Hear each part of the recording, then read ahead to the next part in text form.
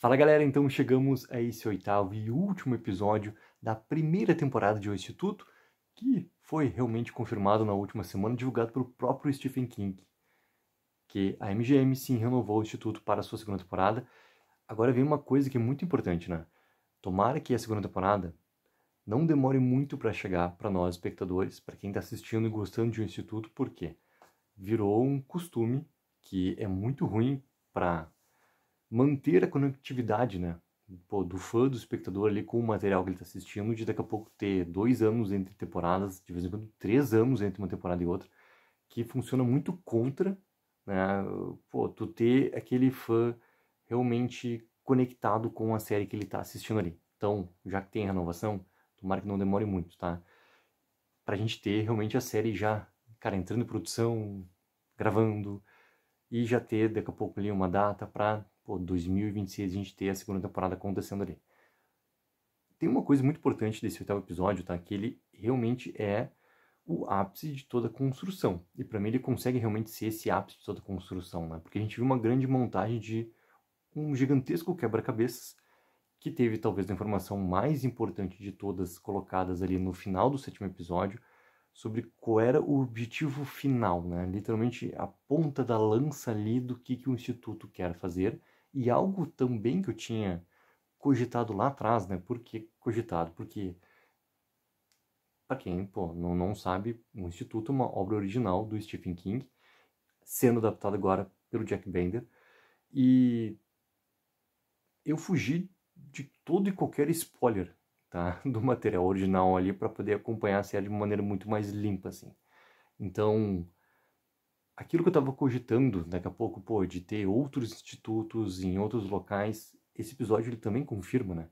Porque a gente viu ali pelo menos 3, 4 grupos, talvez, né, de outros institutos, de outros adolescentes ou crianças como o Avery ali, passando pelo mesmo processo desses personagens que a gente está acompanhando aqui, que estão fazendo literalmente a mesma coisa que os nossos personagens aqui, ou seja, a questão de ter vários institutos espalhados pelo mundo é algo que também permite que a série consiga ter uma abrangência ainda maior no que vem pela frente ali. E até agora que eu comecei a falar do Avery, cara, o Avery é um personagem que teve uma importância violenta para tudo que aconteceu e um personagem que também teve, né, o fechamento ali do seu arco todo resumido naquela frase final dele.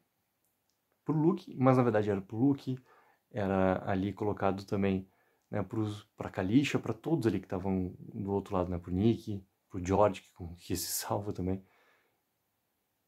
Muito obrigado por ter sido meu amigo e adorei que vocês foram, né, meus amigos ali. Ele conseguiu se completar de uma forma ou de outra, tendo aquelas pessoas ali, tendo também, assim, esse abraço daquelas pessoas ali. E algo que ele não tinha, né, na sua a vida até aquele momento, ele, por mais jovem que ele era até aquele momento, se fecha muito bem esse arco, né? Assim como se fecha, por exemplo, o, o arco tanto do Tony quanto do Stackhouse com as mortes da maneira como elas são. E a do Tony foi muito interessante, cara, porque era algo que estava muito desenhado para ter entre ele e o Nick um duelo final. E a gente tem aquele duelo final ali do Nick sendo talvez assim o portador, né, o responsável por dar essa sentença final ali pro Tony executar literalmente o que ele executa ali naquele momento. Então é importante a gente ver esses encerramentos de arcos acontecendo. E toda a questão da gente ter, talvez assim, a questão da a informação colocada no episódio 7, né, de a gente ter a resposta do que é esse ponta de lança ali, qual é o objetivo final realmente do Instituto, e tu ter colocado claramente agora para o Stickhouse, né, o complemento dessa informação, que o Luke, ele é realmente esse ser entre todos ali que é realmente o postulante para ser essa pessoa ali, para ser essa pessoa que vai conseguir antever, né, o futuro, ter o precog, né, é também algo muito importante para a gente entender assim, existem outros já estabelecidos. Porque aquela maneira que o Stackhouse fala pro Luke, por mais que seja uma preparação para isso, que logo depois acontece, tem ali para mim um fundo de verdade nas palavras dele, ou seja, existem outros e esses outros, eles não anteveram o que aconteceu também ali dentro desse instituto, eles não conseguem ter um tipo de confronto com o Luke. Essas possibilidades também, assim como essa questão de ter outros institutos espalhados pelo mundo, também se coloca, né, para a história que vai vir na segunda temporada. Tem muitas possibilidades para essa história da segunda temporada realmente se desenvolver, que eu não sei que ponto da obra original que realmente se encaixa nesse final de primeira temporada com o que está estabelecido dentro do material original, dentro do livro do Stephen King. Então, tem muita coisa ali de possibilidades também colocadas para a história que vem a seguir. E o Avery, cara, como ele foi também esse encerramento todo de arco, eu acho que todo esse processo final também, ele consegue amplificar um pouco mais o poder do Luke. E o quanto que esse poder também vai conseguir ir além, vai ser algo muito interessante para a gente poder acompanhar daqui para frente. Porque não adianta, cara. O que está colocado, né? A gente ter essa figura do Stackhouse contra Sigsbee. A gente tem essa figura que a gente agora tem o rosto também, né? Inclusive, pô, o ator ali, botar um momento, né, easter egg ali. O ator, ele já tinha trabalhado com o Jack Bender lá em Lost, né? Ele participou das últimas temporadas de Lost lá. E agora ele é, querendo nossa representação desse manda-chuva, quem é que realmente está no comando de tudo ali. E a série coloca em paralelo várias questões pra gente, né? Por exemplo, o quanto que o arco do Tim também consegue se fechar, pelo menos, no que tinha de problemas para ele, de um grande conflito que ele trazia em relação ao adolescente, em relação ao que aconteceu. Ele consegue ajudar um adolescente, ele consegue ajudar principalmente o Luke, consegue ajudar ali o Luke a salvar os outros, consequentemente ele também tem grande parte dessa ajuda ali, mas ele, em relação ao Luke, tem essa conexão muito forte já. E esse arco também consegue, né, se completar nesse momento aqui. E obviamente que o duelo todo que estava acontecendo, né, entre Sigsbee, entre o Stackhouse, tendo a figura agora já de quem realmente está no comando de tudo, esse paralelo que está colocado lá. Pô, ele sai, ele manda a equipe lá fazer, né, a limpeza geral dos escombros sobre qualquer tipo de sobrevivente, recolher material, informação, tudo, fazer a limpeza completa, e ele sai para brincar com os netos. E a gente vê a brincadeira dele com os netos, e tu coloca em paralelo os netos, tu coloca em paralelo, né, a idade que eles têm, junto com os adolescentes todos que já passaram pelo instituto em todos aqueles 50 anos, se não me engano, né, que é falado, e dos que estão agora com a idade dos netos. E tu bota isso em paralelo. É algo que a série também quer discutir nesse momento ali, né? O tal, os fins justificam os meios ou não. O que você faria, né? O que você colocaria em risco, qual seria o limite de tudo isso para poder salvar o mundo. E ali tu tem mais uma figura também colocada, porque tá tendo finalmente o rosto daquela persona ali apresentada pra gente, obviamente que ele vai estar na próxima temporada também. Isso é algo óbvio também, né? Então é importante que a série não deixe de completar arcos, de chegar realmente num ápice ali do que estava sendo apresentado e de colocar também outros questionamentos, como ele tinha colocado tanto no episódio 7, com essa questão toda dos fins justificarem os meios ou não. Qual é o limite de tudo que está realmente acontecendo ali. E muito da Sigsbee, tá, tem algo de interessante nela ali. Porque o que se tem dela naquele último momento, né? Além do fato, obviamente, dela conseguir escapar do que acontece lá nos escombros todos que viram lá o prédio do instituto, ela tá com uma prova, né? Ela tem uma prova de tudo que aconteceu ali. E ela fala pro doutor, né? Que as consequências vão cair sobre eles, sobre os sobreviventes. Ou seja, se o Stackhouse já não vai, digamos, incorrer mais esse risco por causa do que acontece com ele no final, ela sim corre risco. Então, algo que eu tinha cogitado no episódio passado, eu não vejo também uma dificuldade de acontecer daqui para frente, porque duvido muito que ela não seja penalizada por quem está no comando de toda a organização. Ou seja, dificilmente ela vai pegar e ela vai ir se encontrar com alguém do instituto, né, de quem está no comando de tudo ali, para continuar o seu trabalho. ela vai ser penalizada por isso, e a penalização claramente é a morte.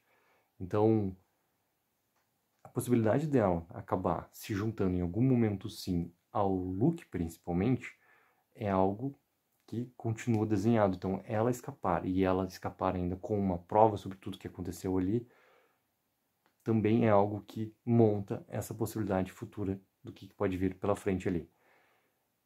E todas as questões que se concluem nesse episódio, eu gostei que eles, além de mostrarem todo o poder do Avery, eles dão um último sentido para a sala de recuperação, né? Do que aquelas crianças, aqueles adolescentes ali que iriam para aquela sala ali, qual era a função deles colocados ali também. E esse ponto também é um ponto importante da parte de estrutura do Instituto, a gente entender realmente, talvez, assim, a última informação que faltava para encaixar na estrutura e tu ter um entendimento, ok, cada parte era designada para tal, digamos assim, função dentro de todo o experimento e de toda a execução da parte de trás também, do que ela precisava realmente para acontecer. E a parte, né, da grande ligação toda, cara, é algo que vai, obviamente, ser ampliada daqui para frente. E aquilo que eu falei antes, tá, do Luke também ter conseguido desenvolver algo graças ao Avery, é a outra parte que vai ser também, assim, talvez colocado com mais clareza essa questão de ligação dele com os outros, porque se agora ele precisava estar muito perto, né, para conseguir acessar isso tudo e conseguir isso realmente funcionar, né, esse poder entre todos ali, isso claramente já ficou colocado que a distância ela vai começar a ser de uma menor interferência, digamos assim. Isso tudo vai funcionar de uma maneira muito melhor. Ou seja, cara, gosto muito da estrutura toda dessa primeira temporada de O Instituto. Acho que ela conseguiu, sim, ir nesse crescente. Obviamente que a série, ela lida muito com uma questão de orçamento. Tem um limite muito claro de orçamento ali. Então, claramente tu vê que um custo a mais está colocado nesse último episódio ali para a questão desses efeitos todos necessários. Muito se resume a personagens conversando em ambientes fechados e ambientes ali até sendo repetidos.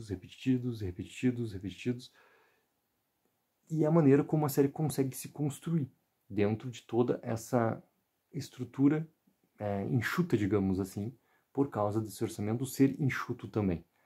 Não é uma série com um grande orçamento. A gente não tá falando aqui daqui a pouco, cara, de um...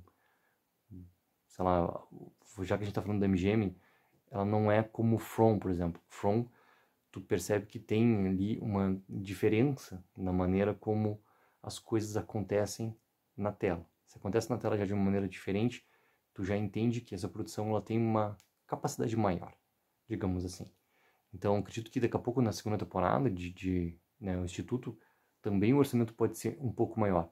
Porque para ter uma renovação, porque tu teve uma resposta realmente. E pelo que eu peguei de informações de sites até na última semana, né, reportando que a audiência de um Instituto realmente está uma audiência boa para a MGM. Então, se está tendo uma audiência boa para a MGM, é sinal que não só a renovação aconteceu, mas que também daqui a pouco tu tem ali, né, digamos, um investimento um pouquinho maior para ela voltar na segunda temporada ainda com mais capacidade, porque a gente não tem como ficar trancado mais dentro desses pequenos ambientes, né? Tu precisa realmente ir para esse mundo exterior. Então essa é outra questão muito importante, assim. Então, galera, é um episódio que foi bem padronizado, digamos assim, para um encerramento de primeira temporada. Ele entregou todas as respostas, digamos assim, que ele tinha que entregar, porque ele mesmo tinha aberto no decorrer dessas 8 horas que a gente teve aqui de primeira temporada, e um episódio que deixa, sim, essas possibilidades abertas para a história do que vem pela frente ali. Galera, coloquem embaixo nos comentários o que acharam desse 8º episódio, o que acharam dessa primeira temporada por completo, expectativas pelo que vem pela frente, se tivermos, abre aspas, do Jack Bender, também ali do Ben Barnes, cara, de quem for ali sobre, né, repercussões ainda dessa primeira temporada e o que se esperar do que vem pela frente, vou trazer também aqui em vídeo. Não esqueça também, galera, de dar aquela mega ajuda de curtir o vídeo e assinar o canal. Take04, viva o sonho